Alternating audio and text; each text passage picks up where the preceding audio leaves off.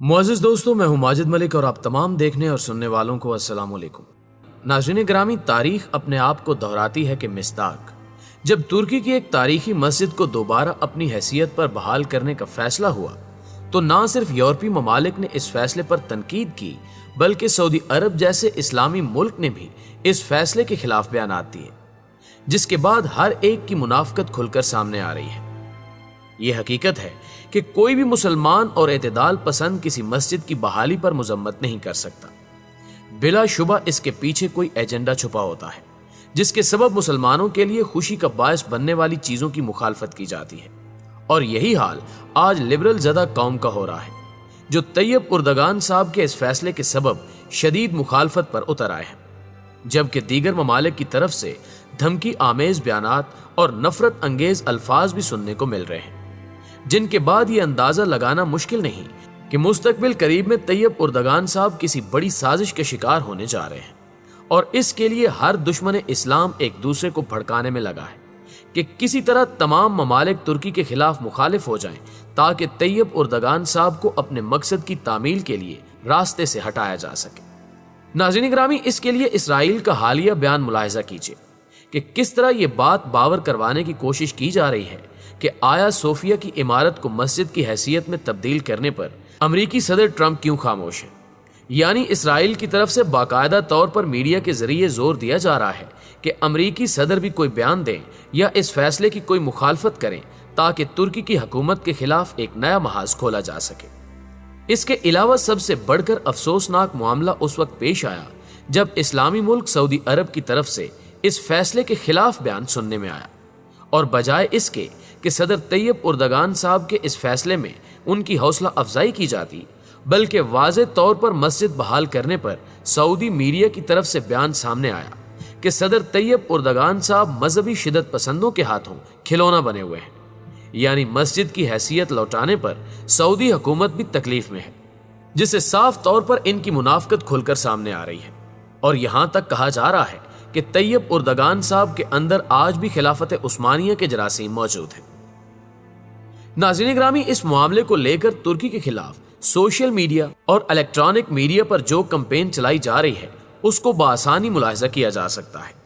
जिसके बाद माहिरीन का अंदाजा है कि यह भी मुमकिन हो सकता है कि तरक्की की सियाहत को सिरे से खत्म करने की साजिश रचाई जाए, ताकि वहां की इकानमी को नुकसान पहुंचाया जा सके। और इसके लिए सबसे पहले रजब तैयब उर्दगान साहब के इस फैसले के खिलाफ लोगों की जहन साजी की जाएगी, ताकि लोग इस इमारत से मुतनफ़र होकर वहां जाने की ख्वाहिश तर्क कर दें। चूंकि इस तारीखी इमारत को सैर सियाहत में जो मकाम हासिल है, उससे करोड़ों की तादाद में लोग टिकट्स लेकर इसे देखना पसंद करते हैं। लेकिन जब लोग इसका रुख करने से गुरेज करेंगे तो तुर्की की इकानमी को शदीद नुकसान पहुंचेगा।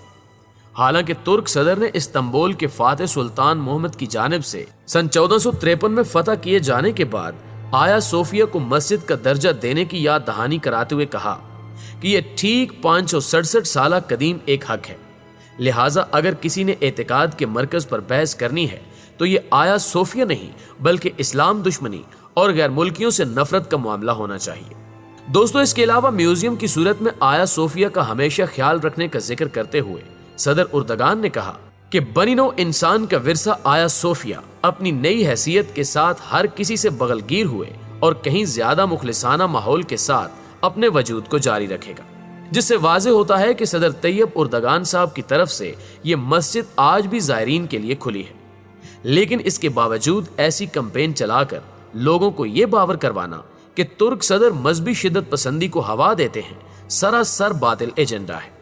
और इस मंसूबे में सबसे ज्यादा पेश इसराइल नजर आता है, जो खुल्लम खुल्ला तुर्क सदर की मुखालफत में बार बार सामने आता है, क्योंकि इसराइल को यह खदशा लाहक है कि कहीं तैयब उर्दगान अपने अगले मकसद में कामयाब ना हो जाए और बैतुल मक़दस की फतह अपने नाम न कर लें। जबकि दूसरी तरफ तुर्की के सदर तैयब उर्दगान ने वाज़े तौर पर अपने बयान के आखिर में कहा कि आया सोफिया का जन्म तो मस्जिद अक्सा की आज़ादी का मज़दा देता है। दोस्तों, यही वजह है कि इसराइल भी खौफजदा नजर आ रहा है और इसी खौफ के सबब इस्लाम दुश्मन कुव्वतों को यकजा करने की कोशिश में सरगर्म है और आलमी सतह पर हर ताकतवर मुल्क को अपने साथ करने की तगोदौ जारी है, जिसमें तमाम यूरोपीय ममालिक के अलावा सऊदी अरब भी शामिल है। प्यारे दोस्तों, वाज़े रहे کہ یہ وہی وقت ہے جب پاکستان کو چاہیے کہ ترکی کے ساتھ کندھے سے کندھا ملا کر کھڑا ہو اور ہر مشکل میں طیب اردگان صاحب کا ساتھ دے۔ اگرچہ یہ ایک مشکل وقت ہے جس کے بارے میں رسول اللہ صلی اللہ علیہ وآلہ وسلم نے پیشگوئی فرمائی تھی کہ قرب قیامت اسلام پر قائم رہنا ہاتھ میں انگارہ پکڑنے کے مترادف ہوگا۔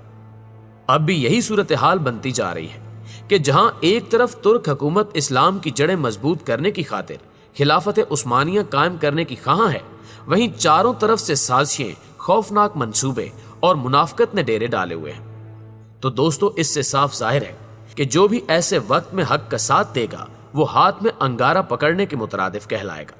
جبکہ حقیقتاً وہی ایک حقیقی مسلمان ہوگا جس کے متعلق اللہ عز و جل نے بے شمار خوشخبریاں رکھی ہوئی ہیں۔ آخر میں اللہ سے دعا ہے کہ وہ ہمیں حق کا ساتھ دینے اور باطل کو نیست و نابود کرنے کی طاقت دے، آمین ثم آمین۔ دوستو، امید ہے کہ آپ کو ویڈیو پسند آئی ہوگی۔ پسند آنے کی صورت میں سے لائک کیجئے اور اپنے دوستوں رشتہ داروں تک پہنچانے میں ہمارا ساتھ دیجئے۔ اگلی ویڈیو آنے تک اپنے آس پاس کے لوگوں کا خیال رکھیے۔ اللہ نگہبان۔